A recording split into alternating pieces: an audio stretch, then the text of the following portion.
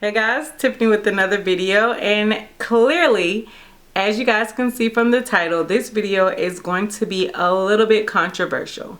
And no, I'm definitely not a drama channel, but some things just need to be talked about. So let's talk about them. So this video is going to be about the new Huda Beauty powder. I don't even know the name. The Huda Beauty Easy Bake Loose Powder, that is the name of it.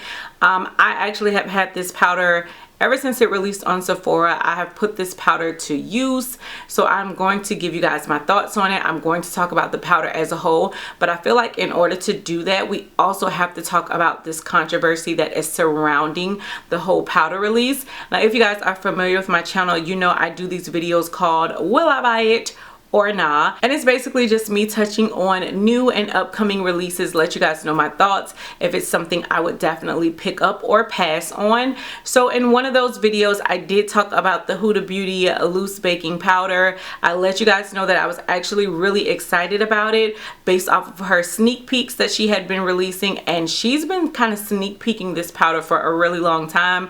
It kind of just touched on the packaging and the fact that there were going to be 8 shades, and I thought that was really genius of her on her first try to come out with 8 shades. The shades based off of the picture, and I know I posted the picture in that video, they just look like there was something that would work for everyone. Told you guys in that video I planned on picking up the shade Kunafa because based off the pictures, Kunafa looked like it would be the closest to my holy grail all-time powder, which is the DermaBlend loose powder. Fast forward to the day it actually released, I picked it up. I got it from Sephora.com. When I received it, I put a picture up on my Snapchat, and I got so many messages from you guys like, hold up Tiff, oh no baby, what is you doing? Like, what do you think about this whole controversy with her and Beauty Bakery?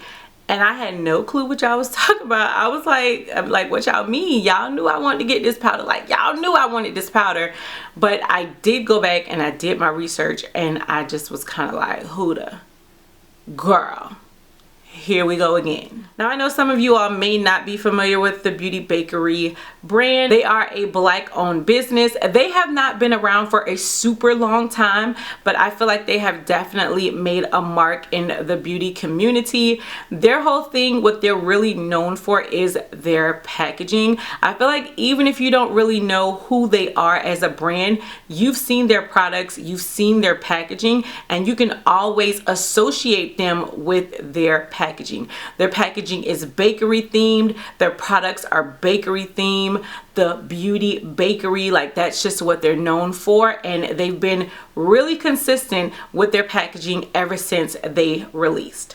So fast forward to Huda Beauty's marketing campaign, not the actual packaging of her product, but the marketing campaign. Huda, girl. Like, as soon as I researched and I saw the pictures, I just instantly felt like, haven't we seen this? I feel like there is no denying whatsoever that this is definitely a knockoff of the Beauty Bakery brand as far as their packaging is concerned. That is strictly what I'm touching on right now, is just the packaging of the products. Huda Beauty is also a newer company, but I feel like she's a little bit more established in the makeup community, and I feel like her packaging is also definitely established. When it comes to her eyeshadow palettes, they all kind of have that same theme. Her makeup products that she has released, they all kind of have like that same theme. And then she turns around and she releases these loose powders, and the packaging of it is so different. And I'm not saying that there's anything with a brand wanting to kind of change their direction or update their marketing, but let's be for real. This, if you did not know who Beauty Bakery was and you just kind of looked at the two side by side, you would have no choice but to feel like somebody is taking from the other. And I feel like because of the fact that Beauty Bakery is known for this particular packaging, like, this is what they've came out with, this is what they've been consistent with, it's really hard not to put the blame on Huda Beauty for being the one that's knocking off Beauty Bakery. Like Stevie Wonder could see. Stevie Wonder could see what's going on. I did have someone come on my Snapchat and ask me how I would feel about it, being that I kind of support Bad Habit when it comes to their dupe palettes. And you guys know Bad Habit Beauty is known for kind of knocking off more higher end palettes and just giving a more affordable dupe to it. I feel like that is a total different situation. Yes, I do say all the time that I think Bad Habit comes out with some really great dupe palettes, and I am definitely not above purchasing a dupe palette, but I think the difference in that is they are trying to give a more affordable option for those who may not always be able to get the $50 palettes, so they're giving us a more affordable option. But I feel like when you have two makeup companies that are both kind of on the same playing field, I feel like Beauty Bakery, I feel like they're well known in the beauty community. Again, like I said, you kind of know them based off their packaging. Like their packaging draws you in and makes you kind of want to know, okay, what else is their brand offering? And then you have Huda Beauty. But if I'm being completely honest, I feel like Huda is definitely more above Beauty Bakery, just because Beauty Bakery is mainly online, where you have Huda Beauty, she's more mainstream because you can actually purchase her products in Sephora. You see a lot more beauty gurus, to me, in my opinion, using her products as opposed to how often you see the Beauty Bakery products. So I feel like she kind of has more of an advantage. So for you to just come after the little man, like, why? And I'm not gonna sit here and say that, oh, I dislike Huda Beauty. Like, I have products of hers that I love and that I have raved about here on my channel. So I definitely feel like I can look at it coming from a standpoint of someone who does not hate Huda Beauty, and I actually like her products. But I feel like wrong is wrong, and she definitely is knocking off Beauty Bakery when it comes to the actual campaign, marketing, product packaging of this loose powder. Now, with all that being said, let's go ahead and kind of just get into the actual powder. This is how the powder comes packaged. There is no cutesy pootsy bakery type of themed. Like, this is strictly Huda Beauty and what Huda Beauty is known for. So it's a little weird. Like, I don't even get the strategy behind the campaign with all that, because to me, that's what's making it look like you clearly knocked them off, because when you get down to the nitty gritty of it, this is classic Huda. And then here is what the powder looks like. And to me, this definitely looks more like the, I think it's the Maybelline powders, because it gives that whole like square feel, and then it has that twist off top, which you guys know Maybelline powders look like. And also the Becca powder. You guys remember that powder that Becca came with? I actually really like that powder. This is the same exact packaging, except it didn't have the black top, but it had that whole clear bottom and square twist off type of theme to it. When you open the powder, there is this little plastic pull tab that you can choose to take off or keep on. I choose to keep it on here when I'm not using the powder. I again did go with the shade Kunafa. That's what it looks like. And there's also this little like cloth netting sifter thing in there. I don't know. The smell of this stuff is so strong, but we'll talk about that in a second. I don't know if I love it or hate it. I feel like it does kind of control how much product you get, which can be a good thing because loose powders can be kind of messy. But I feel like if you're someone who kind of likes to dip your beauty blender, or you know, just dip whatever your application tool you use into the powder, that's going to be a little hard because of the netting. So I don't know. I think some people will love it, some people hate it. It doesn't really bother me either way. I remember from the promo pictures, I thought that Kunafa was going to be very similar to the Warm Saffron, the DermaBlend Warm Saffron. This is nothing like the DermaBlend Warm Saffron. This is more like a true mustardy yellow type of shade.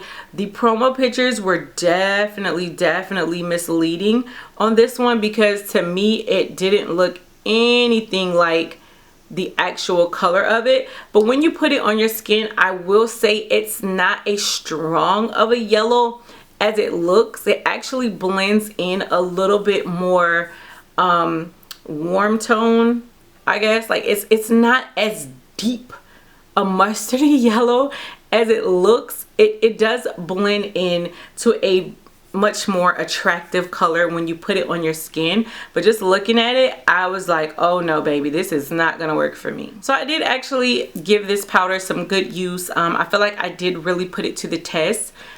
Ultimately, I'm going to tell you guys why I don't like this powder, but I will just give you guys my pros of the powder. I think the powder is finely milled. It has a really nice texture. I think it's not too drying on your skin, which is a good thing when it comes to loose powders. I think if you want to bake with this powder, I think it would give you a nice finish without being super drying underneath your eye.